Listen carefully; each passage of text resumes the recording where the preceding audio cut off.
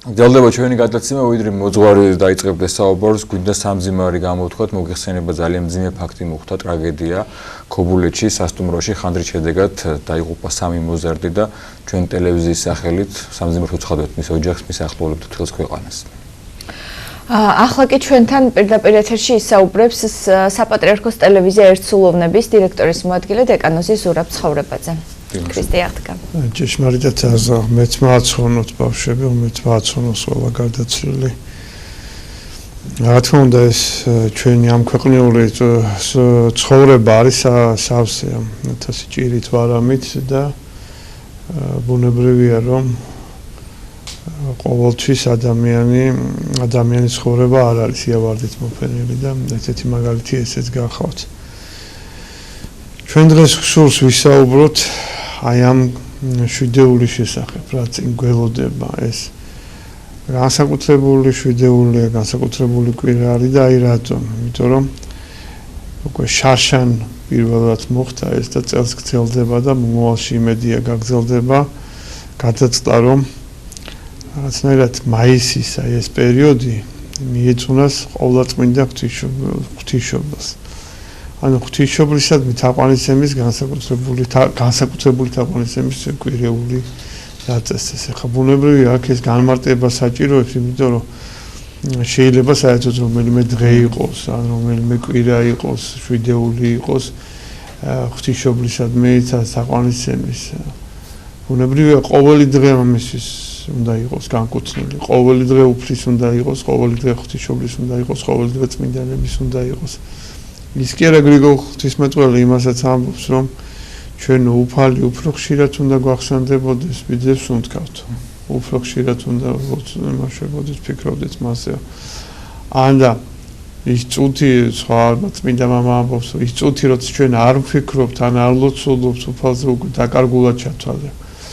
აქედან გამომდინარე შეიძლება ჩვენ ვთქვათ, რომ მთელი წელი და მთლიანად ყველა წუთი და საათი ამისთვის უნდა იყოს განკუთვნილი, მაგრამ მოგეხსენებათ ადამიანი სუსტია, ადამიანი უძლურია, მით უმეტეს დღევანდელი 21 საუკუნის ადამიანი და მას აღარ აქვს ისეთი ძალა, ისეთი მოშურნეობა, რომ ღმერთთან იყოს ყოველ წუთს, ყოველ წამს.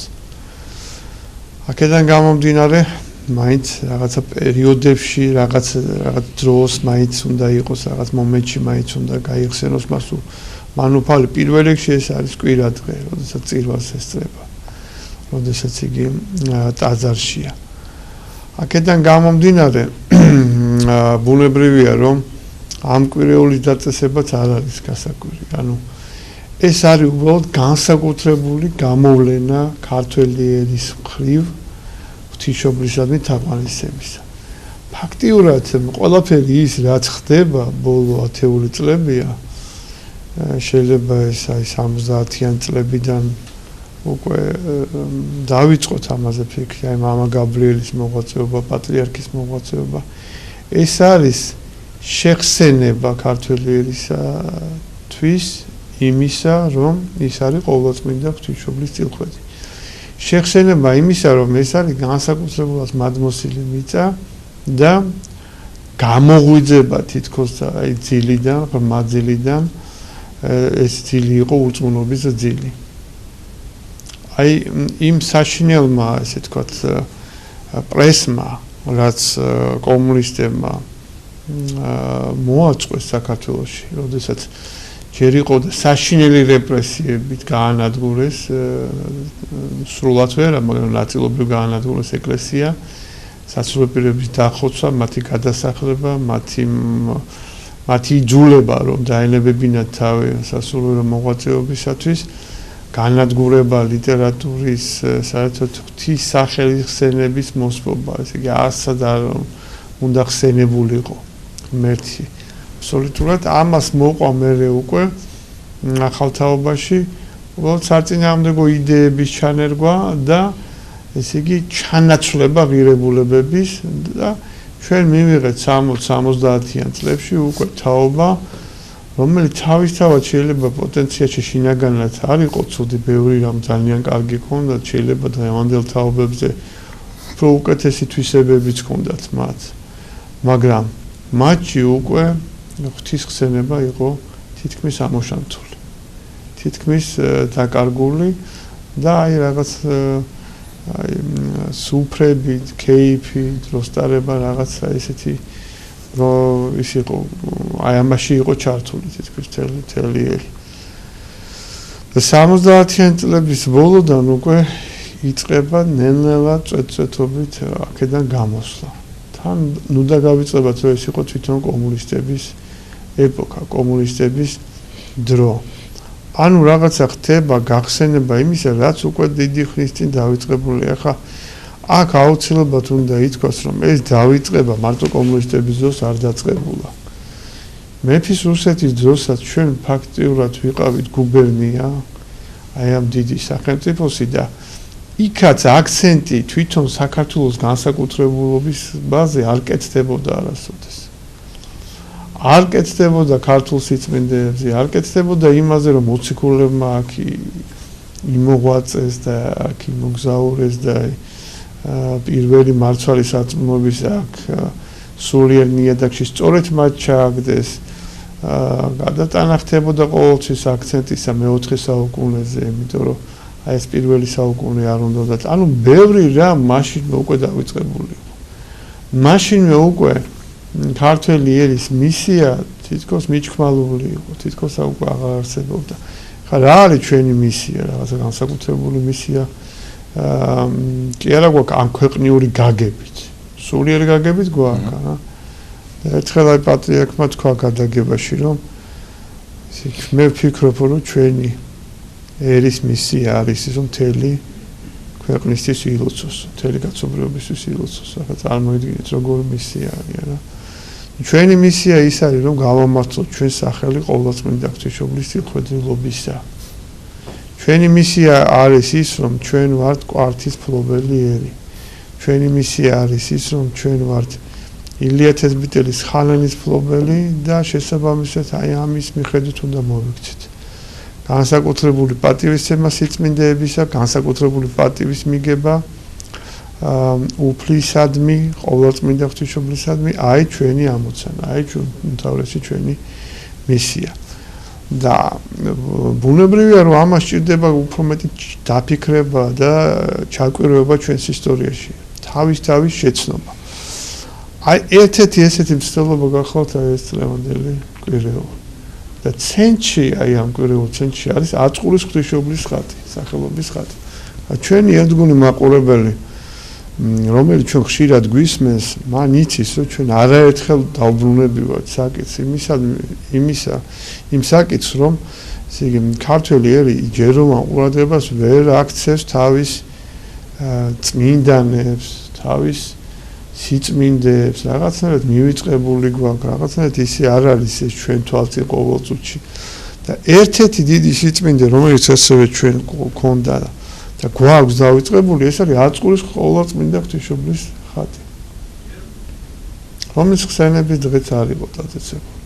და რატომ არის ეს ხატი ჩვენთვის განსაკუთრებულად მნიშვნელოვანი? იმიტომ რომ ეს არის ხელთუქმნელი ხატი. ახლა ჩვენ მამაყურებელმა იცის, მაგრამ შეიძლება ზოგიერთისთვის უცნობია და მას შევახსენებ, რას ნიშნავს ხელთუქმნელი ხატი.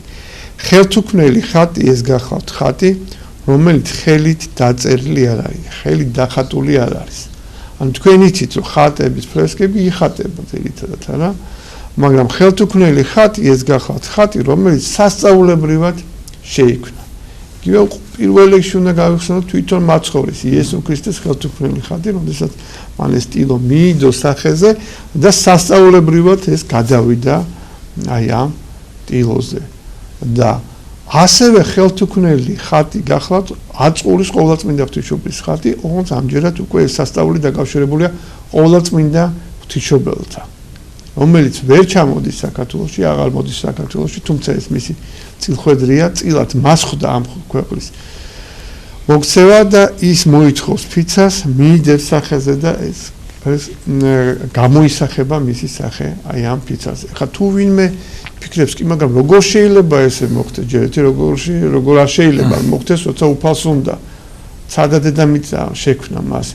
მაგრამ უფრო მეტი სკეპტიკოსებისთვის ვიტყვით იმას, რომ დღევანდელ დღესაც ხდება ეს სასწაულებრივი გამოსახვა ხატისა და ამის ნიმუში შორს რო არ წავიდეთ, ჩვენ ბოლო წლების ისტორიაში გვაქვს, როდესაც ივერიის ყოვლადწმინდა ღვთისმშობლის ხატი, რომელიც არის დავანებული სიონის საკათედრო ტაძარში, აი ამ ხატის გამოსახულება გადავიდა დამცავ მინაზე. ისე რომ ეს მინა ზედაც არ იყო პირზე კი არ იყო ესე, კი არ იყო, არამედ დაშორება იყო აი ამ შუშასა და ღვთისმშობლის ხატს შორის და ეს გამოსახულება საკმაოდ კაფეა, იქ უბრალოდ განათება არ არის სიონში, რომ ეს უფრო კარგად გამოჩნდეს. თორე ქაშვეთშია მაცხოვრის ხატი გადასა. დიახ, ძალიან კარგად გაიხსენეთ, ეს ხატიც მინდოდა მე თქვა, ასევე ქაშვეთში იქ უკვე მაცხოვრის ხელთუქმნელი ხატის ასლი გაკეთდა შუშაზე. და აი მე მომიწია მაშინ იქ მისვლა პატრიარქი რომ მივიდა რაღაცა გამემართლა და მეც იქ მივედი და სპეციალურად გამოვბძანა ეს პატრიარქს ხატი იქ პატარა აი ამაღლებული ადგილი რო არის ეზოს ხრიდან სადაც კიბეებით ავდივარ ჩვენ ქვიშაში და აი ესე მზის შუქზე დაიჭირეს და კაფიოდ გამოჩნდა ეს გამოსახულება ამის. თუ კი ეს ეხლა ხდება, რატომ არის გასაკვირი რომ ასეთი რამ მომხდარიყო მაშინ და ასეთი რამ ხდებოდა მაშინ. რა თქმა უნდა ეს გასაკვირი არ არის მოწმუნე ადამიანისთვის აქ არაფერი უცხო არ არის და სწორედ აწურის ღვთისმშობლის ხატი არის ასე ვთქვათ სულიერ ცენტრში. აი მოვლენებისა რომლის მომწენი ჩვენ ვიქნებით დღეიდან და რა ხდება კონკრეტულად. აი იმ დღეს ჩვენს გადაცემაში, შუადღის გადაცემაში ბრძანდებოდნენ არქიმანდრიტი ილია ნასიძე და ღვთისმეტყველების პედაგოგი ბატონი ედიშერ ჭელიძე, რომელმაც ამ საკითხზე ისაუბრეს. დღეს ჩვენ ვსაუბრობ და ეს დღეები სულ ჩვენ გვექნება ამაზე. საუბარი ჩვენი გადამღები ჯგუფით თან ახლავს აი ამ მსვლელობას და სწორედ მაშინ ითქვა რომ მამა ილიას მეცადინეობით მონდომებით გაკეთდა აწურის ღვთისმშობლის ხატის ასლი. მოგეხსენება დედანი აი ამ ხატისა არის მუზეუმში, ჩვენს ეროვნულ მუზეუმში გახლავთ. ამის ხატი ასლი გაკეთდა, რომელიც ძალიან კარგი ასლია ჩემის აზრით. და ეხლა ეს ხატი იწყებს მოგზაურობას ესე იგი საქართველოში მოგზაურობას იწყებს და აი დღეს 11 მაისს სწორედ ეს ხატი დაბრძანდება გონიოს ციხეში, ეს ბათუმთან ახლოს არსებული ციხე-სიმაგრე გახლავს, სადაც სიმბოლური საფლავი არის წმინდა მატათა მოციქულისა, ჩვენ ზუსტად არ ვიცით იგი სადაა დასაფლავებული, მაგრამ ერთ-ერთი ვარაუდის მიხედვით გონიოს ციხის სივრცეში უნდა იყოს ის დასაფლავებული და იქ სწორედ დაბრძანდება ეს ხატი და იქ გადაიხდიან პარაკლის დღევანდელ დღეს, ასე რომ დღეიდან გონიოდან იწყება აი ეს სველობა. შემდეგ ეს ხატი აბრძანდება ზემო აჭარაში, ხულოში, სადაც ასე წირვა ჩატარდება. 13 მაისს უკვე აწურის ღვთისმშობლის ტაძარში, რომელიც დანგრეული არ არის აღდგენილი, იქ ღიაცის ქვეშ ჩატარდება წირვა და მერე პარაკლისი. აქ უკვე პატრიარქი ჩაბრძანდება და მას დაესწრება. შემდეგ იქნება მსვლელობა ბორჯომში, ხაშურში, გორში და საბოლოოდ ესე იგი ეს ხატი დაბრძანდება ჯერ სვეტიცხოველში, სვეტიცხოველიდან თბილისში გადმოაბრძანებენ მანქანებით და თბილისში უკვე მოხდება მსვლელობა ამ ხატით ხელში ყოვლადწმინდა სამების საკპატრიარქო ტაძრისკენ, სადაც ეს ხატი დაბრძანდება და სადაც იქნება მუდმივად ეს ხატი. თქვენ მოგეხსენებათ, რომ პატრიარქის სურვილი იყო, რომ ყოვლადწმინდა სამების საპატრიარქო ტაძარში, რომელიც თბილისში მდებარეობს, ყოფილიყო ცნობილი, მსოფლიოში ცნობილი ხატების ასლები. და ასეთი ხატების ასლები უკვე იქ არის. ეს არის იგივე სწავშემსმენელის ხატი, ეს არის ბეთლემის ღვთისმშობლის ხატი, ეს არის ზოგრაფის მონასტრის წმინდა გიორგის სახელობის ხატი, ეს არის სამხელიანი ხატის ასლი და ბევრი სხვა ხატები. ეხლა მეშინია რომ არ გამომჩეს, ანუ ეს ხატები მრავლდება იქ, ეს საოცარი ხატების ასლები მრავლდება იქ და ეს ჩვენთვის არის ძალიან დიდი სიხარული კიკიკოსის მონასტრის ხატი, კვიპროსული ხატის ასლი. და აი ახლა ამას რა თქმა უნდა დაემატება აწყურის ყოვლადწმინდა ღვთისმშობლის ხატი, რომელიც უპირველესად პატივმისაგებია ჩვენი მხრიდან. უპირველეს ყოვლისა არის პატივმისაგები და ყველა ადამიანს შეიძლება რომ მოილოცოს ეს ხატი. გარდა ამისა, უკვე 16 მაისი, ყოველი წლის 16 მაისი დადგინდება აი ამ ხატის ხსენების დღეს.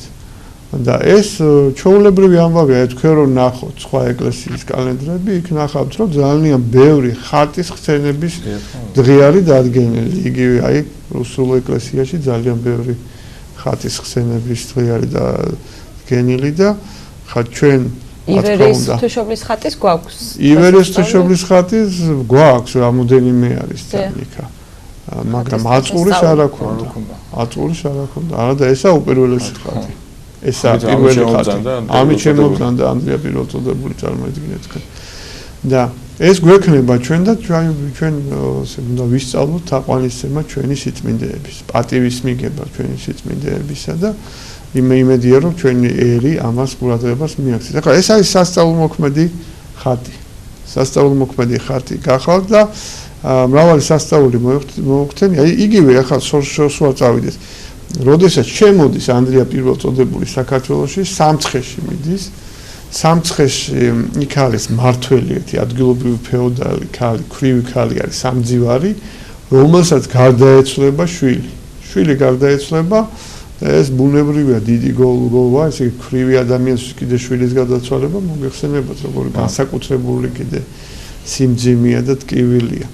და აი წმინდა ანდრია პირველწოდებული მიდის ამ ოჯახში და ამ ხატს დაასვენებს.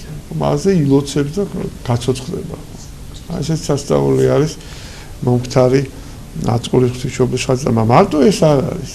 იგივე ეხლა რომ გავიხსენოთ 1477 წელი უზუნ ხასანის შემოჭრა საქართველოში ამ ხატის გადაცემა და ხდება ისე რომ ისე სრულმა უნაყოფობამ დაისადგურა სპარსეთში. ისე არაშობა, არცა დედაკაცმა, არცა პირუტყმა, არცა ხემან გამოიყო ნაყოფი, წარმოიდგინეთ, ესე მდგომარეობა დადგა სპარსეთში და წერია მატიანეში რომ ესე ყველაზე ბრძენი კაცები ვინც იყვნენ სპარსეთში, მათ თქვენს რომ ესო იმ ხატის გამო გვაქვსო ჩვენო გჭირსო, იმიტომ რომ როდესაც წამოვიღეთო ეს ხატი იქიდანო ბარგში სადღაც ქვემოთ ეტყობა სადღაც უპატივცემულოდ დააგდეს ზემოდან რაღაც ბარგი დაადეს კიდე და აღმოჩნდაო მერეო რომ ესე იგი ზემოთ იყო სასწაულებრივად ამობძანებული და წინავდაო. ანუ მან არ ისურვა ასეთ უპატივ ადგილას ყოფნა და თვით ბარგის ზემოთ დასვენდა თვითონ. ეს როგორც ჩანს ზოგიერთმა გონიერმა ადამიანებმა დაიმახსოვრეს. და შემდეგ როდესაც ამას შედეგი მოყვა, აი ეს უნაყოფობის შედეგი, თქვენს რომ ეს ხატის მიზეზი არისო და ამიტომ ეს ხატი იქნა დაბრუნებული საქართველოში. ამის შემდეგ გავიდა რამოდენიმე წელი, აი უგუნურება რო აქვს ადამიანებს და აი უზუნ ხასანის შვილი იაკობ ყაენი ისევ შემოესია საქართველოში, ისევ ამ ხატს ხელში ჩაიგდებს, მოეწონება მისი შემკულობა, ძვირფასი ქვები და თავისი ხელით ამას ჩამოგლიჯავს. და შემდეგ ჩააგდებინებს ამას ცეცხლში.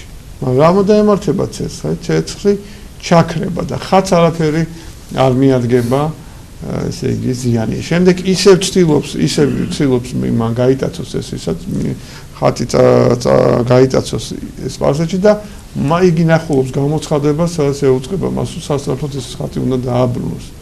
მაგრამ საქართველოში და წამებით იქნა და ამ დიდი ტანჯვით იქნა იგი გარდაცვლილი. ახლომლები გარდაეცვალნენ მას.